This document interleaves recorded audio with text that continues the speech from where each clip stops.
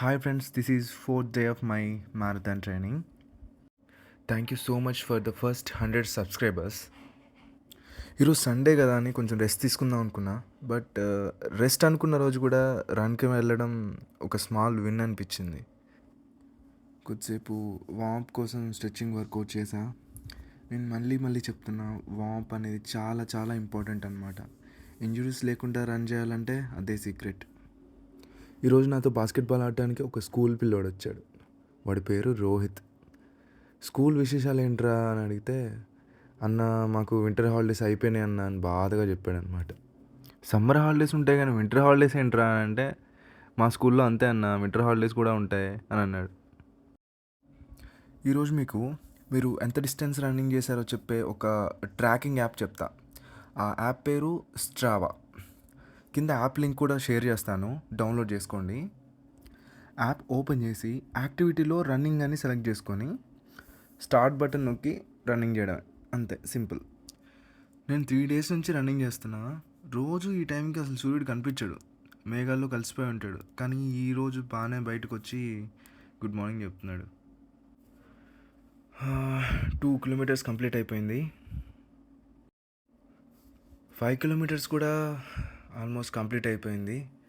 కానీ ఈరోజు సండే కదా, సండే స్పెషల్ ఆఫర్ లాగా ఇంకో 2 kilometers ఫ్రీగా వేసిద్దాం అనిపించింది.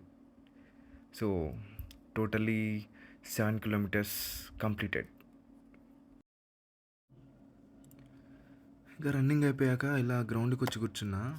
ఇక్కడ ఈ చిన్న పర్పుల్ ఫ్లవర్స్ భలే ఉన్నాయి.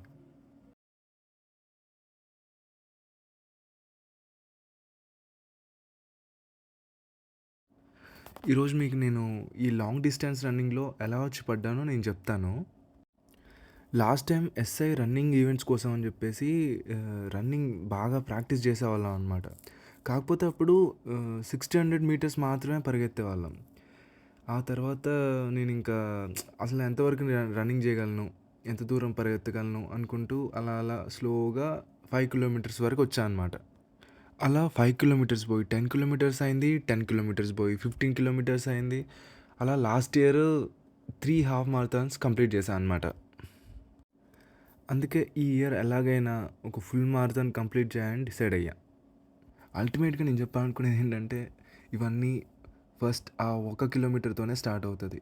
ఆ స్టెప్తోనే మొదలవుతుంది. స్లోగా పెంచుకుంటూ మనల్ని మనం పుష్ చేసుకుంటూ ఓపిక్గా ముందుకు వెళ్ళడమే. So that's it guys, see you in the next time. ఒకవేళ మీకు ఈ వీడియో నచ్చితే లైక్ అండ్ సబ్స్క్రైబ్ చేయండి. Thank you, bye.